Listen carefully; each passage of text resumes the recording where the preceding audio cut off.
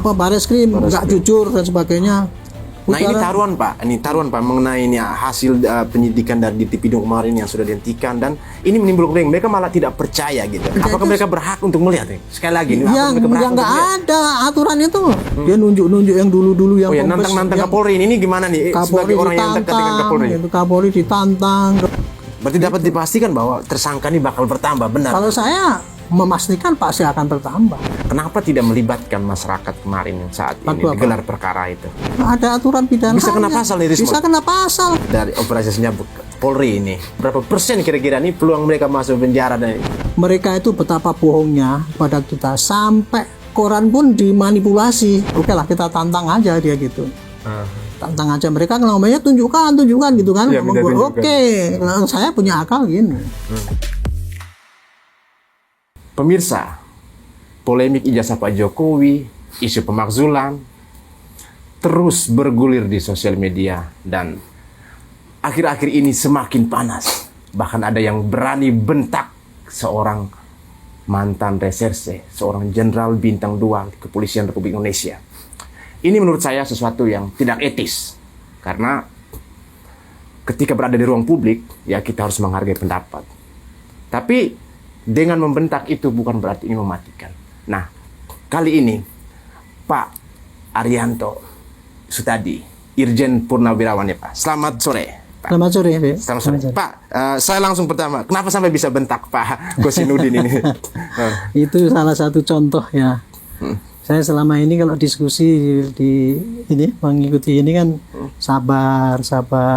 Tapi khusus menghadapi Pak yang kemarin itu, saya udah 3 kali ketemu sama dia dalam pertemuan pertama kali dulu di Rakyat Bersuara. Itu juga bentak-bentak kayak gitu.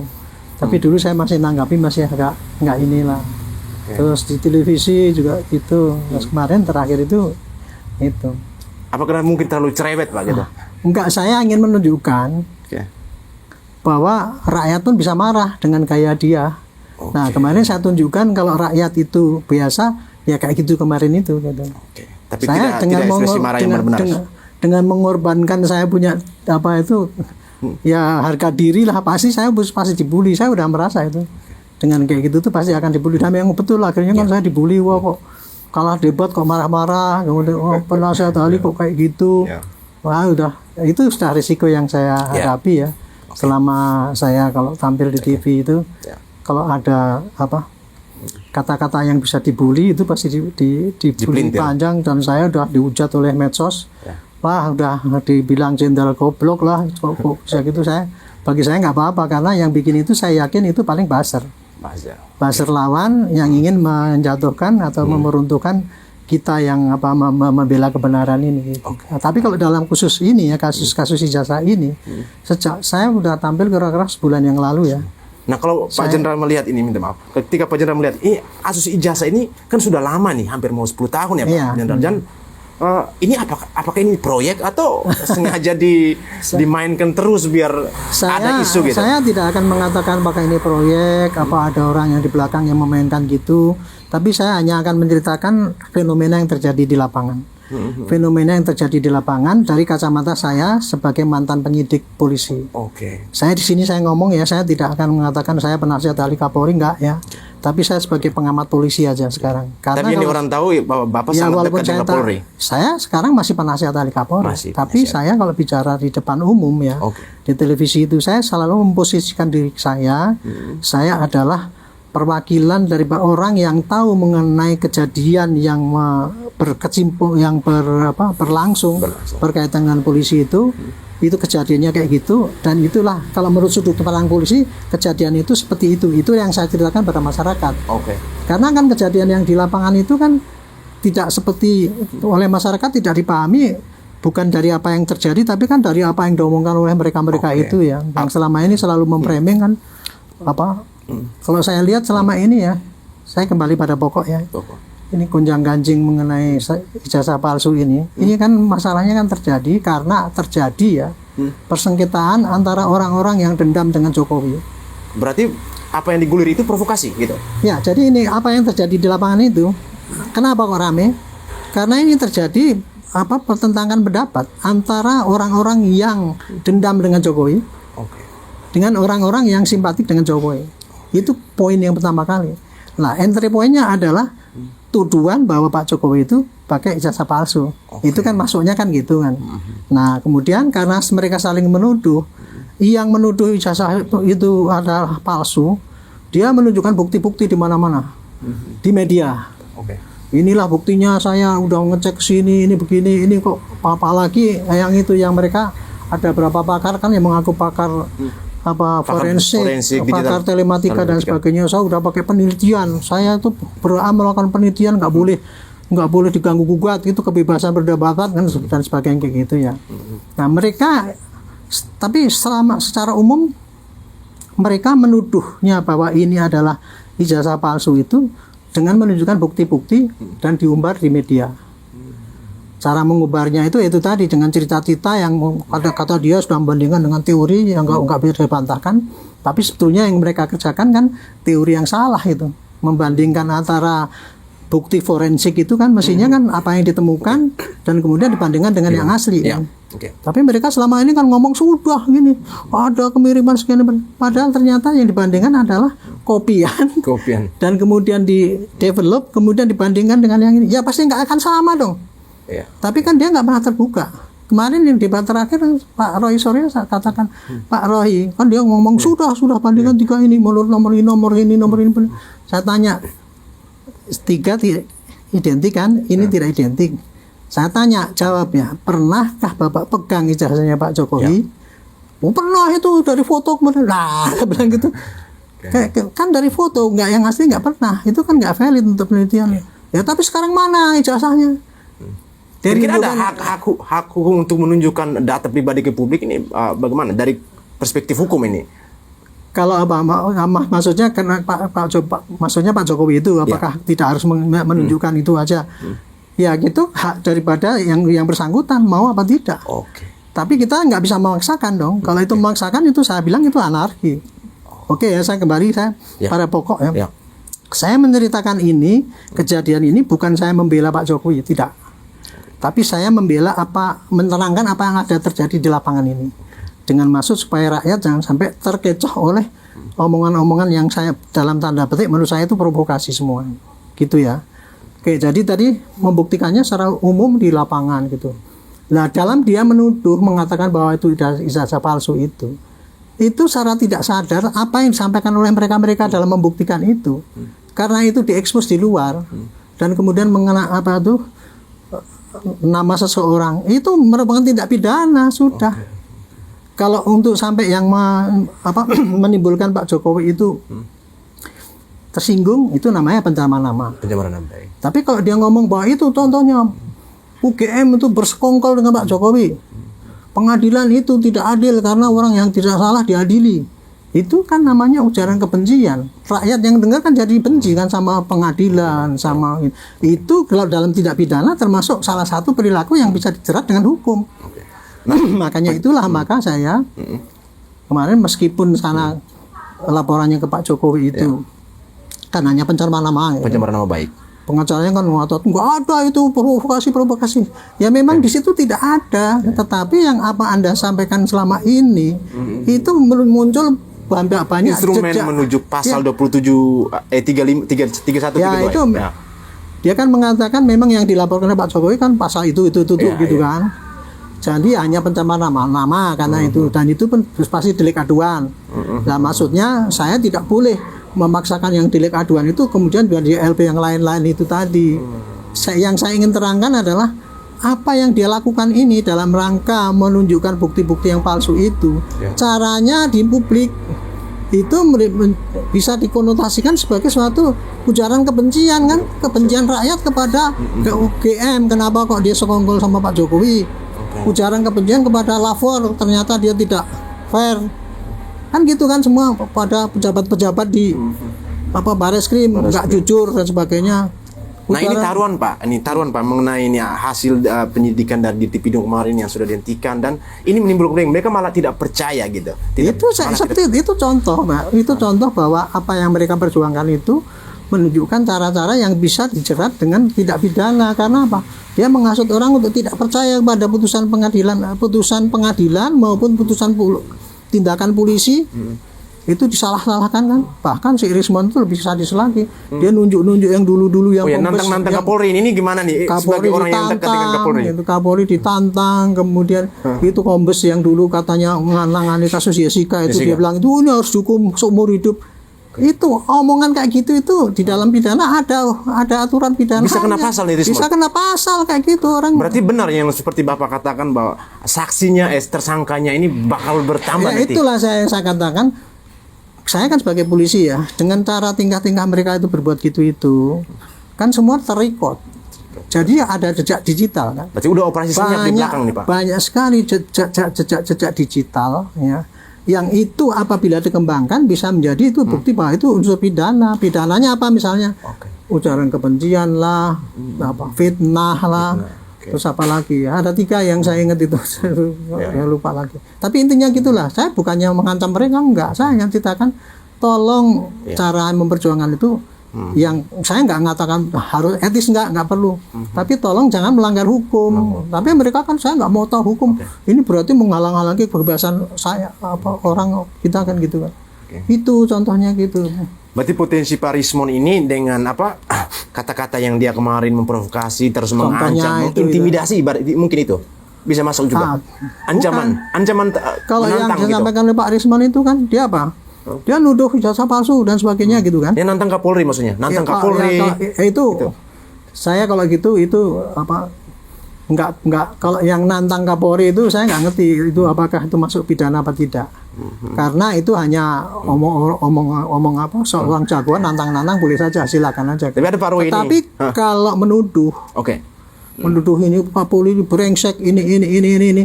Nah itu yang namanya bisa melakukan dia ujaran kebencian ataupun pencemaran apa kan gitu. Kalau sampai dia menuduh yang gitu, contoh kepala lapor yang dia itu memanipulasi kan gitu kan, itu kasusnya Jessica itu kan gitu. Nah, itu bisa dia katakan itu memfitnah kan itu, karena memang kenyataannya nggak bisa belum dibuktikan kan gitu. Contohnya kayak gitu. Jadi di belakang kasus-kasus ini karena tadinya itu dari pihak sana itu cara memperjuangkan bukti-bukti itu diumbar di sosial media dan ada jejak-jejak digital yang itu jejak digital itu adalah jejak digital untuk menunjukkan bahwa adanya suatu ujaran kebencian, provokasi, fitnah dan sebagainya itu. Nah, kalau lihat kemarin kan Pak Roy ini sempat bilang gini, Pak Jenderal, saya berani gantung di Monas kalau ijazah Pak Jokowi ini asli. Dan itu, ada bohir, ada orang yang membiayai di belakang proyek ini. Ini saya yakin Pak Jenderal ini sudah melakukan operasi senyap ini. Kira-kira apa nih informasinya gitu. Dengan tantangan Pak Roy ini. Artinya kan ketika bicara seperti itu ada Baris Krim juga. Ngomong gimana? Dia ngomong gimana? Saya nggak berani gantung, siap gantung di Monas. Saya siap digantung di Monas kalau memang saya dibiayai gitu. Ya, kalau memang proyek ijazah palsu itu dibiayai oleh dia gitu ya. Dia membantah apa? Ya, sumpah-sumpah kayak gitu ya, itu boleh saja. Cara dia untuk mempertahankan bahwa dia itu jujur kan. Itu hak orang yang gitu. Tapi omongan itu nanti risikonya bukan kepada kita, tapi kepada Tuhan. Itu aja. Itu biar dia bertanggung jawab pada Tuhannya sendiri lah. Nggak usah ngajak-ngajak orang lain untuk membuktikan dia itu benar apa tidak. Karena bagi saya itu sumpah seperti itu nggak ada kaitannya dengan urusan-urusan yang terjadi di lapangan ini gitu. Kalau saya yang urusan yang terjadi di lapangan ini adalah gara-gara tadi ada tuduhan-tuduhan secara liar dan sampai saya katakan ya. Liar di media sehingga menimbulkan justru ada tidak pidana di situ melawan daripada yang mau membuktikan secara hukum. Nah ini kan sudah lapor ke hukum, sudah ditindaklanjuti kan gitu kan.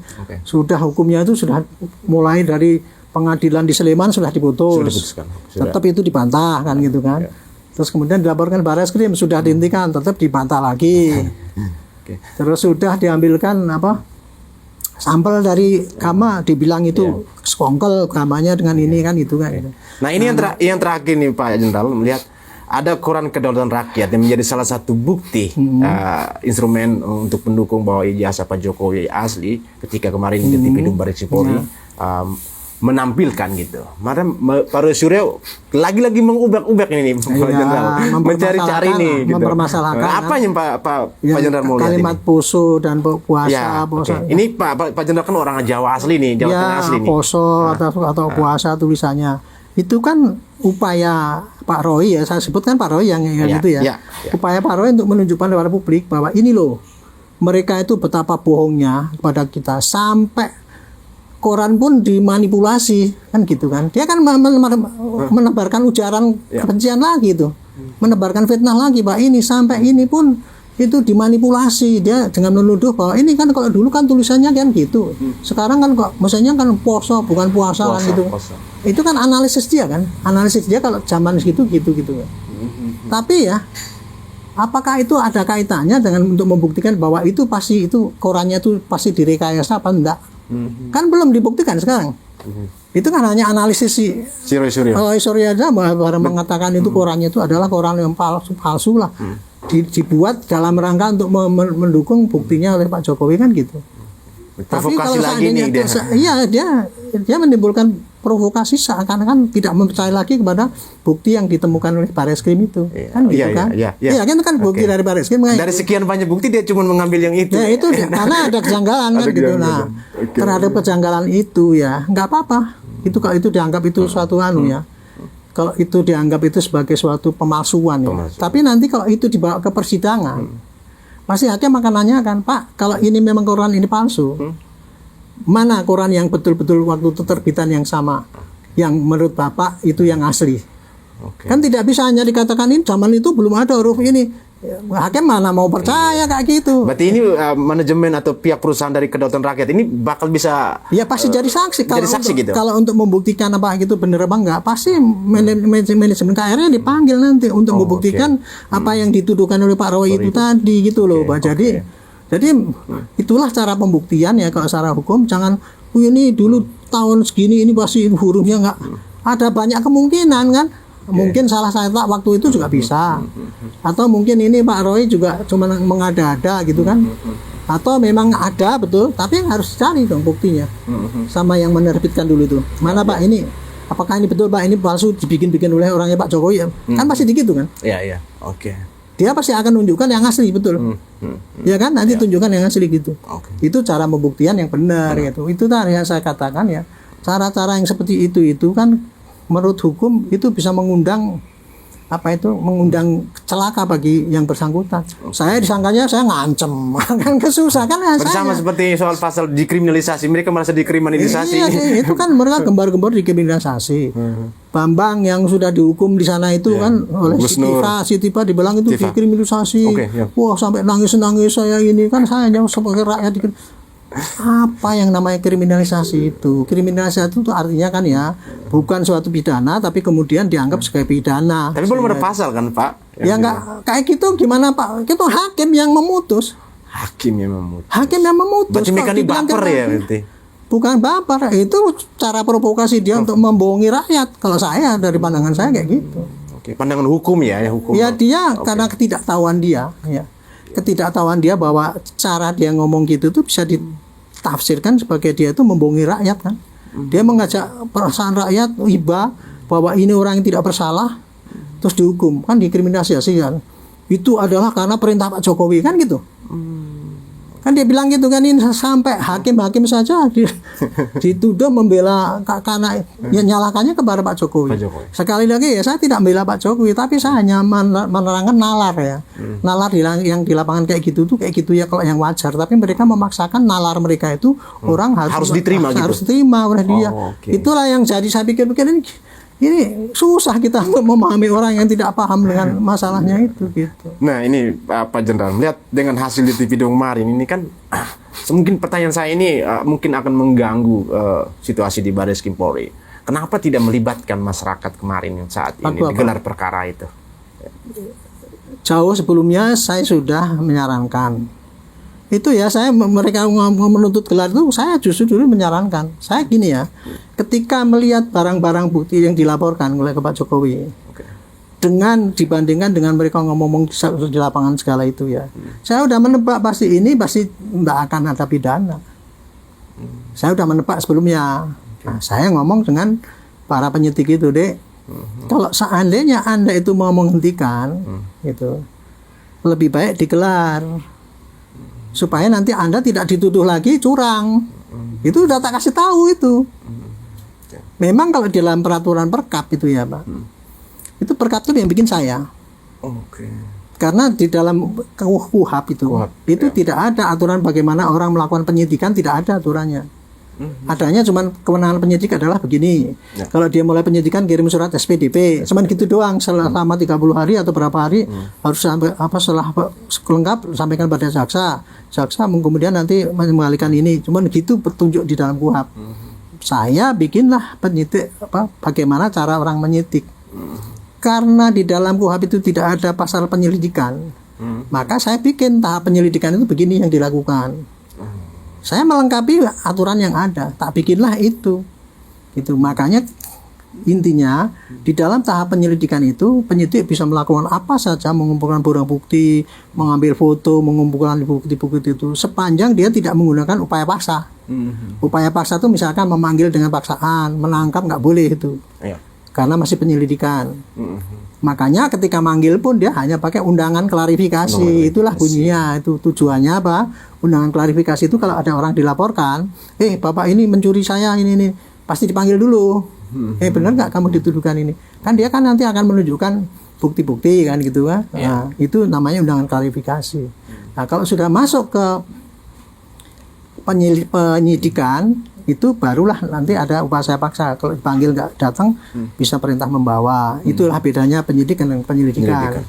Nah, saya membuat itu gelar itu ya. Gelar itu dulu saya ingat saya bikin gelar itu dibikin selalu pada awal, tengah dan akhir.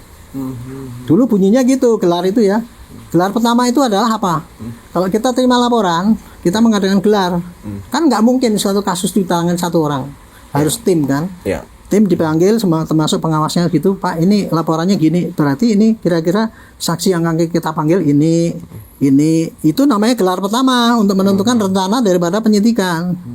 Nah kalau gelar tengah itu misalkan sudah berjalan, nanti apa ada hambatan apa enggak itu atau apa ada pra peradilan, nah kita menyusun untuk anti pra peradilan itu gelar tengah. Nah gelar akhir kalau penyidikan sudah hampir lengkap, cek kembali. Baru dikirim, itu yang namanya gelar. Nah untuk proses gelar itu dulu ketika saya masih di Bidum ya, saya kalau gelar supaya saya itu dianggap adil, saya selalu kalau gelar kayak gitu tuh saya undang dari pihak yang lapor, terlapor, barang bukti, saksi ahli, saya seperti sidang terbuka itu.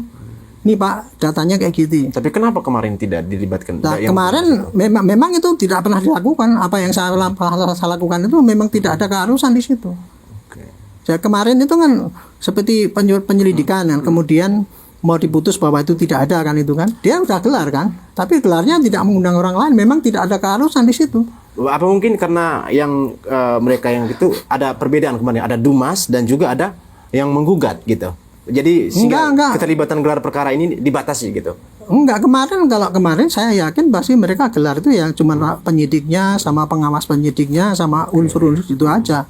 Karena itu kalau memang normalnya itu ya semua kasus perkara ya kayak gitu Pak. Tidak ada keharusan terbuka orang harus datang, itu tidak ada. Apa yang saya sampaikan tadi itu kalau saya dulu saya memang punya punya gagasan tuh untuk pembaruan itu supaya betul-betul transparan. Saya dulu gitu, tapi teman-teman saya tidak ada yang mengikuti pola saya itu gitu. Itu makanya tidak salah kalau dia tidak mengundang orang luar, itu tidak ada keharusan. Jadi perkap itu bukan satu-satunya harus gini. Kalau situ sih Pak pengacara itu kan perkap nomor segini harus begini. Enggak ada itu ya. Perkap itu tidak ada mengharuskan kayak gitu. Melanggar perkap itu pun tidak melanggar aturan. Bapak yang susun saya yang bikin kok gitu.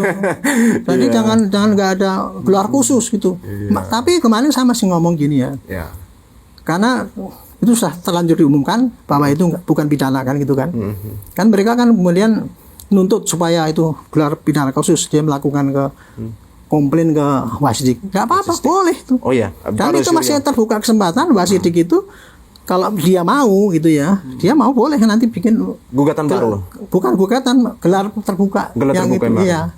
Meskipun tadi udah dihentikan, tapi Wasidik kalau memang menampung pengaduan masyarakat, memang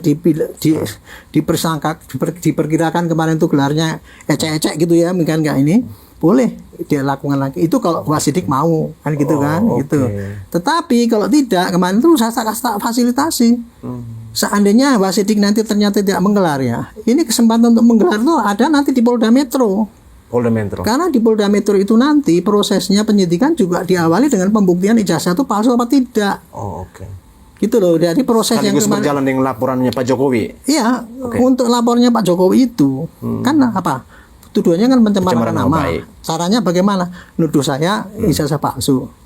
Nah kan yang harus buktikan kan ijazah itu palsu atau tidak. Dia nggak bisa cuma ngambil keputusan penyidik Barreskrim. Oh ini berdasarkan Barreskrim bahwa ini palsu apa asli.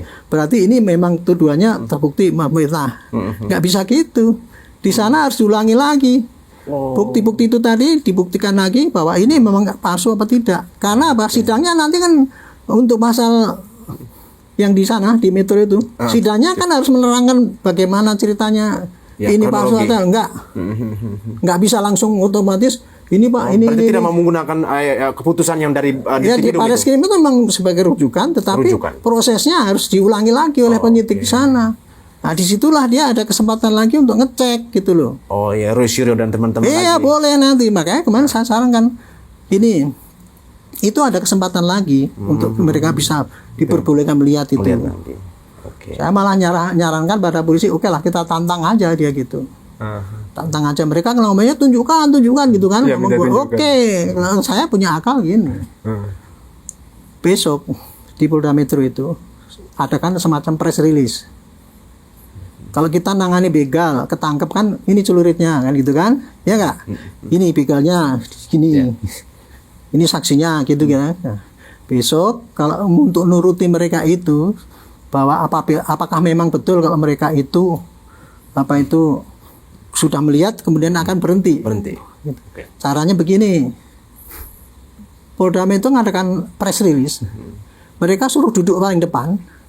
Yang 4 orang itu suruh duduk paling depan. Terus kemudian Polda Metro press release bahwa kami sudah menerima pelaporan dari ini, barang buktinya ini, termasuk barang buktinya Pak Jokowi itu, tolongkan nih, lihat asli apa enggak ini. Media suruh sorot itu semua.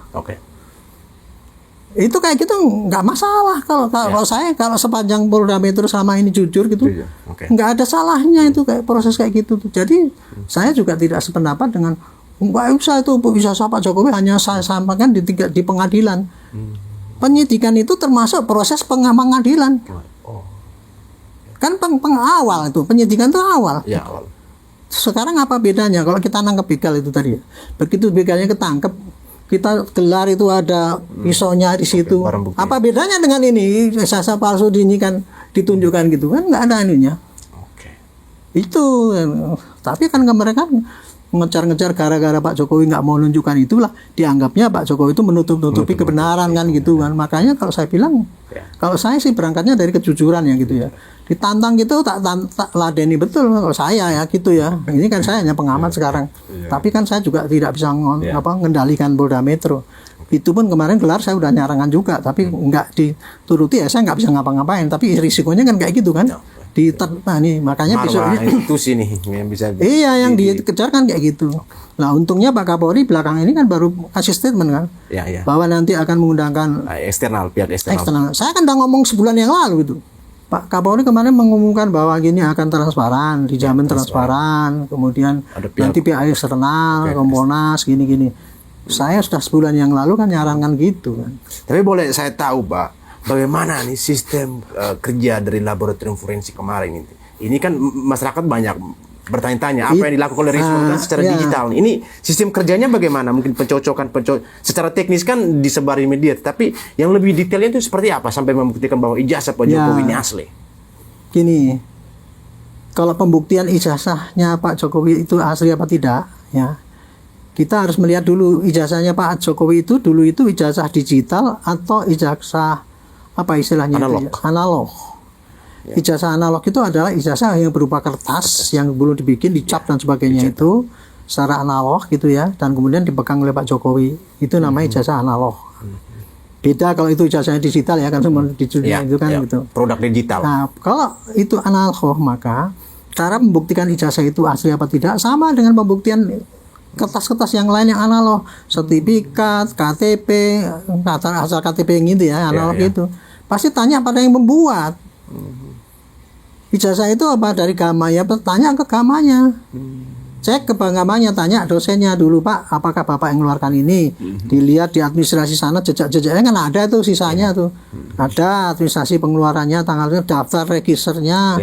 Terus kemudian mungkin daftar nilainya, siapa daftar teman-temannya, tambah saksi-saksi yang dulu teman-temannya, tambah terakhir kepada contoh-contoh dari ijazah yang pernah dikeluarkan. Kan gitu kan? Nah, itu cukup dengan gini aja udah kelihatan, nggak usah pakai lapor, sudah cukup kalau memang yang bersangkutan itu mengatakan bahwa iya memang bisa keluarkan, ini sudah cukup sebetulnya. Pembuktian identiknya. Iya, tapi kemarin itu kan Barreskrim kan karena ditantang oleh mereka kan mau harus bukti lapor, makanya dia oke lah kita pakai lapor juga kan gitu kan. Nah, untuk yang melihat lapor itu untuk ijazahnya Pak Jokowi itu caranya begini. Kumpulkan ijazah-ijazah yang lain yang asli itu ya, dibawa ke sini. Kemarin tuh kebetulan cuma diambil sampel 3 sampai 3 teman. Diambil sampel 3. Terus dibandingkan ini 3 ini ya. Terus dibandingkan yang ijazahnya Pak Jokowi yang diserahkan dulu itu sini. Dibandingkanlah lapor itu. Lapor itu akan melihat apa jenis kertasnya sama apa enggak. Disitulah kalau lapor itu teknik buktikannya kayak gitu, kayak yang udah omongan si Roy sama Rismond itu kayak gitu. Dicek ini tintanya sama apa tidak. Tetapi pasti namanya beda dong. Ijazahnya ini untuk si A, si B, si C kan? Untuk dari sudut. Jadi ini identik itu artinya ada kesamaan-kesamaan yang pada pokoknya itu. Enggak kesamaan pada unsur-unsur yang pokok untuk membuktikan keaslian apa tidak. Kalau itu contohnya ya jenis kertasnya, terus umur tintanya itu. Tapi namanya enggak sama kan, beda. Ini Jokowi, ini Sali kan gitu. Nah, itu kayak gitu. Nah, itulah kemarin itu lapor ngomongnya kayak gitu bahwa ijazahnya Pak Jokowi itu identik dengan yang itu. Mereka kan bantah, kan kita nggak ngelihat. Nah itu kan kayak gitu kan. Apakah mereka berhak untuk melihat? Sekali lagi, yang nggak ada aturan itu. Jangankan orang luar ya, si Pak Dirpidum yang bacakan itu pun nggak boleh ikut ngecek sana. Proses membuktikan lapor itu adalah petugas yang di sana yang disumpah dan independen, nggak bisa. Petugasnya sudah disumpah. Ya, dia semua petugas di Barreskrim itu petugas ahli semua sumpah. Tidak boleh diintervensi. Kalau sana Pak Dirpidumnya boleh kan bilang nggak bisa. Nggak bisa. Ya kan mereka kan kok kita nggak boleh lihat, itu pemelesetan ya, pembodohan masyarakat dengan pengetahuan mereka itu. Kita sebenarnya kan nggak tahu teknik pembuktian. Dia mungkin tahu teknik pembuktian digital mungkin dia tahu ya. Tetapi teknik pembuktian yang berlaku di kehakiman itu ada prosedurnya itu. Dia nggak ngerti kan, dia kan ngarang-ngarang kayak gitu. Terus kemudian memprovokasi masyarakat, tuh kan curang gitu. Itu yang namanya apa? Jadi bukan hanya penghinaan saja, akhirnya di dalam memperjuangkan itu dia penuh dengan jejak-jejak dia itu. Ini yang terkait Pak Jenderal mengatakan kemarin bahwa ini tersangka ini bakal bertambah. Apakah indikasi dengan nama-nama yang sudah inisial yang dilaporkan oleh Pak Jokowi sebelumnya dengan pasal-pasal itu ada mungkin bertambah yang lain? Ini kira-kira siapa-siapa saja ini Pak Jenderal?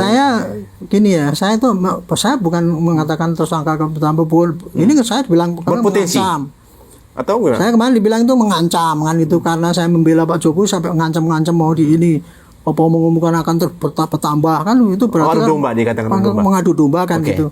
Saya itu menerangkan ya dari sudut pandang polisi itu Pak ya, yang namanya pidana itu ya, itu pidana itu apa yang terjadi yang dilihat dan yang ada jejaknya. Nah sekarang ini kan selama gonjang-ganjing rame ini kan yang terlihat kan dia memprovokasi rakyat. Jangan percaya sama apa hukum, Barreskrim, lapor. Itu nggak benar, gitu. Mengatakan itu ulang nggak benar itu, apa UGM itu sekongkol. Itu kan ujaran kebencian kan. Itu di dalam KUHP itu termasuk dalam yang bisa dikonotikan sebagai suatu tindak pidana.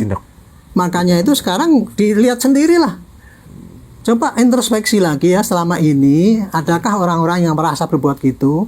Itu sangat potensi menjadi tersangka kalau penyidik mau itu menjadikan suatu sasaran untuk penyidikan. Dan ini tidak salah penyidik untuk itu gitu. Walaupun laporan daripada Pak Jokowi di sana itu hanya cuman pencemaran nama. Berarti dapat dipastikan bahwa tersangka ini bakal bertambah, benar? Kalau saya memastikan pasti akan bertambah. pasti akan bertambah. Pasti. Yang bertambah tinggal nanti penyidik mau apa enggak, gitu aja. Tinggal penyidik itu mau apa tidak. Karena apa? Yang sekarang yang dilaporkan kan cuman itu aja, pencemaran nama aja.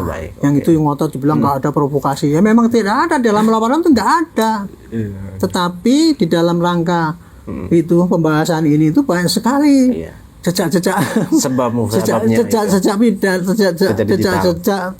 tindakan yang jejak-jejak digital yang menunjukkan adanya kegiatan provokasi, kegiatan fitnah, kegiatan ujaran kebencian itu ada di situ, termasuk penghinaan dan sebagainya itu ada.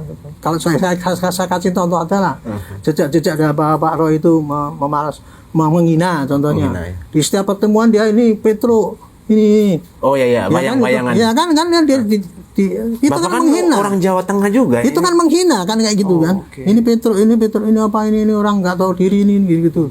Petro itu istilahnya apa sih? Mungkin keluar sedikit. Petro itu orang rakyat jelata. Petro itu orang rakyat jelata. Nah, terus kan di dalam wayang itu ada disebutkan kalau Petro jadi ratu gitu. Jadi rakyat jelata yang orang blow on tapi kemudian jadi penguasa. Itu yang ditampilkan kan kayak gitu. Itu kalau untuk orang Jawa itu sangat menghina itu. Dan jadi, arahnya jelas yang dia mau sindir siapa. Iya, kan gitu. Jelas yang dianukan. Namanya juga diinikan ini terus kemudian gitu. Nuduh-nuduh orang lain bohong semua. Contohnya ini tuh Pak. Ini Pak Kumohok apa tuh bohong. Pak Jokowi kan suka bohong dulu ini. Dulu mengatakan ini kan gitu kan. Ini Dokter Tifa ini dia menganalisis dari sisi behavior. Ini bagaimana nih Pak Jenderal ini? Lah dia nggak. Saya juga tidak ngerti ya itu Pak Dokter Tifa itu dokter bidang apa. Tapi kan dia kan ngomong behavior gitu kan. Ahli behavior dia kan ngatakan itu. Tapi kemudian kan memutarbalikkan fakta. Memutarbalikkan faktanya si Bambang itu dihukum karena tidak pidana. Apa saya nggak ngerti ya persis ya udah pidananya apa, tapi yang jelas kan dia menyebar berita bohong itu. Di pertemuannya itu bahwa ada ini sumpah mubahalah juga ya kan itu. Sumpah ini dan sebagainya. Itu kan tidak pidana, makanya oleh hakim dipidana kan. Si dokter dia ngomongnya kan itu kan kriminalisasi. Karena suruhannya Jokowi. Itu kan fitnah itu. Itu dengan nangis dengan ngomong itu. Loh, yang jelas dua orang itu duduk dipidana oleh peradilan yang resmi. Pak ada hakimnya, ada jaksanya, ada buktinya, dan kemudian naik banding sampai ke kasasi. Saya nggak ngerti putusan yang terakhir. Tapi kan dia tuh udah inkrah sebagai orang yang salah karena dia melakukan tidak pidana. Tidak pidananya apa ya itu bikin buku yang gini gitu.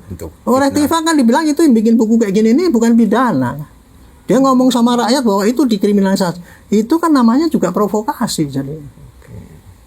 Jadi membelokkan, membohongi rakyat supaya rakyat itu menentang dengan putusan pengadilan, supaya rakyat itu membenci pada Pak Jokowi. Kan itu ada ujaran kebencian dari situ kan. Boleh ditafsirkan gitu kan? Gitu. Iya. Secara hukum kan gitu. Kira-kira kayak gitu itu. Jadi yang kayak gitu itu saya bilang mungkin dia nggak merasa ya, dan mereka merasa nggak berbuat salah ya. Tapi orang itu mau berbuat salah apa tidak yang menilai bukan dirinya sendiri. Kalau orang gila semua mengatakan wah dirinya benar kan gitu kan. Tapi kalau orang yang waras kan bisa ngira-ngira ini perbuatan saya ini termasuk melanggar aturan atau melanggar etika atau melanggar pidana apa. Semua orang itu ya begitu lahir, begitu menjadi warga negara, begitu ada undang-undang dia dianggap tahu walaupun dia nggak pernah baca. Di undang-undang UHP itu ada kan pidananya kalau orang itu menimbulkan fitnah ini. Fitnah itu apa sih? Menuduh orang tapi ternyata nggak benar itu kan fitnah. Kan gitu. Rumusnya gampang ya. Apa sih pencemaran namanya Bu? Pencemaran nama itu kalau saya ngomong-ngomong itu ada orang yang tersinggung. Itu namanya pencemaran nama. Kalau nggak ada orang yang tersinggung nggak ada orang yang nggak lapor. Itu namanya adalah aduan. Tapi kalau ujaran kebencian itu kalau saya ngomong-ngomong itu kamu kemarin kamu dibilang ini loh ini berantem mereka itu ujaran kebencian kan itu mengadu kan. Nah Pak Jenderal gitu. Kalau kita melihat proses ini kan laporan Pak Jokowi di Polda Metro terus kemungkinan juga yang dengan apa yang diminta Pak Roy lagi untuk ke basis dik dan minta untuk gelar perkara. Tapi saya melihat ini perjalanan kasus ini masyarakat ada yang sebagian sudah rindu untuk sudah tidak sabar. Kapan sih Roy Suryo dan teman-teman dipenjarakan? Ini prosesnya kok lama banget itu. Saya sih nggak ngerti ya. sampai di mana proses yang di Polda Metro itu. Tapi setahu saya bisa bayangkan itu kira-kira apa yang dikerjakan oleh, kan saya mantan penyidik kan, jadi kalau kayak gini proses persidangannya ini kan lama, proses penyidikannya kurang lebih begini kan gitu kan. Kemarin ya begitu Pak Joko itu lapor ke Metro ya, pasti dia tidak paling hanya melihat saksi-saksi yang lain. Oh, oke. Saksi-saksi lain yang diperlukan gitu. Tapi dia nggak berani memutuskan bahwa ini jadi tersangka karena apa? Ini bisa jadi tersangka itu kalau kita sudah yakin bahwa ini ijazah ini betul-betul tidak palsu. Tidak palsu. Makanya dia nunggu hasil daripada Bareskrim kan. Itu.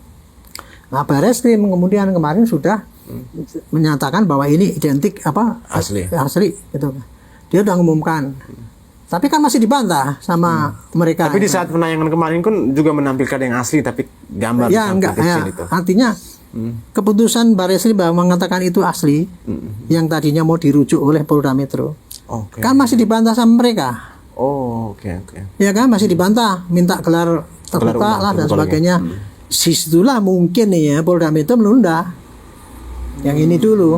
Kalau prosesnya ini selesai, ini nanti ya taruhlah nanti mungkin digelar terbuka lagi atau apa ya, saya nggak ngerti ya. Dan itu yakin bahwa yang ini tadi sudah betul-betul valid, itu nggak bisa dibantahkan, maka yang penyidikan di sini akan diteruskan kepada ini yang laporan ini, karena pembuktian bahwa ini jasa yang ini palsu atau asli itu kan sudah valid gitu kan. Itu udah mantap betul gitu ya. Dan saya yakin Polda Metro akan menambah lagi dengan bukti-bukti seperti contoh kemarin itu saya bilang yang tadinya 3 pembanding kurang itu semuanya karena yang mereka teman Pak Jokowi mereka lapor kayak gitu nggak sulit kok, asalkan buktinya gampang dikumpulkan. Satu hari itu selesai itu Pak, untuk bandingkan kayak gitu itu. Kata Pak Susno kan mantan Kabar Eskrim juga gampang kok untuk membuktikan gampang ini. Itu kalau itu yang mau 1000 dokumen itu satu hari bisa lapor itu menyelesaikan kan. Karena kalau jenisnya identik ya, apa nggak susah. Berarti proses di Bareskrim ini yang sedikit delay ya Pak Jenderal. Ya karena ada itu sanggahan dari mereka itu. Sanggahan dari mereka kan itu. Mereka udah dikatakan ini pasti gini, mereka masih menantang, oke. Dan polisi juga terbuka kan, Wasidik juga sudah nggak usah jawab. Tambah lagi dengan sekarang ini Pak Listio nih Pak Kapolri akan mendatangkan itu kan, ini. Akhirnya Pak Kapolri kan menjamin itulah itu supaya lebih mantapkan mereka lah bahwa supaya selama ini nggak keluar terus bahwa menunjuk-nunjukkan. Soalnya kan ini kita punya laboratorium forensik ahli ini kan menjadi benchmark ini, menjadi tolong ukur untuk di negara-negara besar. Kalau kita ngadepi orang-orang yang waras ya gitu ya, itu nggak akan mempertanyakan bagaimana lapor itu kerjanya beres apa enggak. Nah, hanya karena segelintir orang ini yang membuat akhirnya marwah Polri ini. Mereka yang memprovokasi masyarakat bahwa itu nggak benar, respon khususnya itu kan gitu kan. Polri ya, yang dia yang respon itu yang ngomongan bolak-balik yang Jessica itu. Jessica kasus Jessica. Diulang-ulang itu kan, yang katanya itu harus hukum seumur hidup itu. Saya pikir sampai Pak Indra Giri menyatakan katakan oknum, enggak, bukan oknum, namanya sebut itu yang namanya fitnah itu Pak. Apa dia nuduh kayak gitu tuh namanya fitnah, udah nuduh orang kan, kecuali kok itu pejabat sana itu gini-gini, itu masih nggak bisa. Sampai Indra Giri di potensinya tanya, sebutkan oknum, enggak, dia masih ngomong gitu. Itu kalau orangnya itu tersinggung, dia bisa bikin laporan biar kena lagi sih Rusman itu loh. Jadi itu yang terjadi di lapangan kayak gitu ya. Jadi jangan mereka itu nggak mau dituduh kayak gitu. Dunia ini Pak ya, kita hidup di Indonesia itu tunduk pada undang-undang yang sama aturannya. Nggak bisa, saya nggak ngerti kok, nggak bisa dituduh dikriminalisasi, nggak bisa kayak gitu. Nah, terakhir ini Pak Jenderal ini, apa yang Pak Jenderal melihat dari pergolakan kasus ini? Tadi yang pertama bahwa melihat ijazah inilah kasus ijazah Jokowi inilah ibarat sebuah proyek, katakan proyek lah. Nah, ketika bergulirnya hukum ini, yang saya ingin mendapatkan poin yang dari Pak Jenderal ingin mengerucut lebih kepada Pak Roy Suryo, Dr. Tiva dan Pak Rismon. Apa kira-kira yang Pak Jenderal punya bayangan ke mereka ini? Apa sih maunya mereka gitu? Saya tidak pada kapasitas untuk melihat itu ya. Paling pol kalau saya pengen tahu paling pol cuma motifnya apa. Motifnya itu. Ya. Dan motif itu pun kalau di dalam pembuktian suatu pidana itu tidak penting banget. Tapi kalau di dalam pembuktian pidana itu yang paling penting adalah pembuktian material, apa yang dikerjakan oleh dia beserta dengan bukti-bukti material yang ada. Oke. Kalau untuk motif itu hanya untuk kepentingan pada hakim untuk memperberat atau memperingan daripada hukuman yang dijatuhkan pada orang itu. Itu motif ya. Tetapi hakim di dalam mau menjatuhkan putusan itu pasti selalu lihat pada bukti material yang ada. Bukti misalkan orang bunuh, tes gitu, buktinya apa semua gitu ya. Membunuh kan ada pasalnya kan? Ada pasalnya, oke. Nah, tinggal kalau kepada pasalnya itu dibuktikan apakah berencana apa tidak. Dan kemudian apakah dia membunuh dengan niat atau enggak sengaja, kan itu bisa dibuktikan dengan bukti-bukti material. Makanya itu kalau motif itu hanya untuk memperberat. Kalau orang itu memang betul-betul, contohnya ini, kalau kita menghina orang, misalkan saya menghina Anda satu kali ini, itu kan ada kesalahan kan? Segini misalnya. Besok saya menghina lagi. Terus tiap hari saya menghina kayak Pak Roy itu yang itu menghina terus. Itu kan jadi berat kan itu. Makanya saya bilang makin banyak Anda berceloteh kayak gitu itu yang melanggar pidana. Makin banyak itu makin berat ancaman hukumannya. Bukannya saya tuh saya itu hanya mengingatkan bahwa Anda itu keliru cara berbuat gitu gitu loh. Dari sudut pandang ya. Hukum itu Anda itu keliru. Makanya jangan itu diumbar-umbar dengan kebanggaan. Sekarang Anda masih nggak diapa-apakan, tapi nanti bisa kena batunya. Kalau itu dicerat, itu bisa lebih berat kan. Itulah kan berlapis ya gitu. Ya kan gitu tadi. Kalau saya menghina Anda sekali kan, paling hukumannya cuma segini tuh. Kalau hampir tiap hari gitu kan lama-lama kan hakim kan akan menjatuhkan gitu. Itulah yang saya bilang itu. Jangan meninggalkan jejak-jejak digital. Atas pidana yang bisa dipidana, tingkah laku yang bisa dipidanakan itu berbahaya. Gitu. Satu lagi yang paling terakhir nih Banjar, saya sempat lupa tadi. Nah, dari operasi senyap lah, katakan ini kan dari operasi senyap Polri ini melihat pergerakan Pak Roy Suryo, Pak Rismon, Dr. Tifa dan teman-temannya ini. Kira-kira berapa persen kira-kira nih peluang mereka masuk penjara dan ini? Ya. Saya sih perkiraan ini peluangnya besar apa kecil masuk peluangnya besar apa kecil masuk? Saya sih nggak mengatakan besar apa kecil. Kalau dari mulai awal itu kejadian gini dan melihat perilaku mereka sehari-hari ini, ya itu bisa ditanyakan pada para hakim aja nanti. Kita serahkan ke hakim. Apakah karena pandangan ya penafsiran bahwa ini suatu pidana apa tidak itu beda-beda. Saya mengatakan itu seperti contoh ya. Ini berarti ujaran kebencian. Ada orang lain juga enggak kan itu hanya bukan ujaran kebencian tapi itu hanya kebebasan berpendapat. Kan ada yang berpendapat gitu. Nah, itu nanti yang menentukan berat kecilnya itu adalah hakim. Nah, sekarang adalah tugas pokoknya adalah sebanyak-banyaknya penyidik itu bisa mengumpulkan bukti dan bukti itu bisa dikirimkan dimasukkan dalam berkas. Bukti yang memberatkan, tapi juga dia harus adil. Sebanyak-banyaknya bukti yang disampaikan oleh si Pak Roy itu untuk menangkap nanti masukkan semua dalam berkas supaya nanti bisa ditimbang-timbang oleh jaksa ini. Ini kira-kira yang beratnya memberatkan ini jadi pidana lebih berat mana? Nah, kalau jaksa nanti menimbangnya itu ini ternyata emang berat ini, pasti dia akan jadikan dakwaan. Hakim nanti akan meriksa lagi nih bukti-bukti yang dikirimkan yang disampaikan oleh pihaknya Pak Jokowi ya mana? Bukti-bukti yang disampaikan oleh pihaknya ini mana? Dibaca semua itu. Makanya saya kemarin sering mengatakan mudah-mudahan nanti berkas itu banyak, tebal, segini tebalnya. Berkas korupsi ya? Iya, kalau yang namanya korupsi itu kan simpel kan, yang korupsi berapa gini-gini. Tapi berkasnya kan setebal gini. Karena itu untuk meyakinkan bahwa itu memang perbuatannya ada. Sama juga dengan ini, saya gitu. Sama Roy Suryo dan teman-temannya. Iya, semua itu jejak-jejak digital semua dimasukkan dalam berkas. Termasuk juga temuannya Pak Roy itu yang hasil penelitian juga di dalam berkas. Digelar di depan hakim biar menilai Pak ini yang berat yang mana. Itu aja saya simpel jadi nggak pakai jadi ini murni ya soal dari analisis hukum ya Bapak sebagai analisis proses hukum gitu. Juga pengamat kepolisian ya tidak belain Pak Jokowi sama sekali tidak demi Tuhan saya independen ya tapi saya nyampaikan inilah kejadian yang sesungguhnya dari proses penegakan hukum dengan perspektif polisi kayak gitu. Tapi perspektif yang lain mungkin berbeda. Itu tidak belain sana belain sini. Mudah-mudahan rakyat tahu yang saya sampaikan ini adalah pencerahan, sementara yang dari mereka itu adalah itu tadi cita-cita yang sebetulnya kalau dikejar belum tentu benar pembuktiannya belum tentu dan gitu. Jangan tergiring lah masyarakat cuma itu aja. Jangan mudah kita terprovokasi ya pemirsa oleh isu ataupun kata-kata yang diucapkan selama ini sebelum ada pembuktian hukum yang itu, sah gitu. Dan kita percayakan, kita serahkan proses dari polemik ijazah Pak Jokowi ini pertama dari kepolisian, terus kita menunggu tahap akhirnya di pengadilan. Ikuti kami terus di episode berikutnya.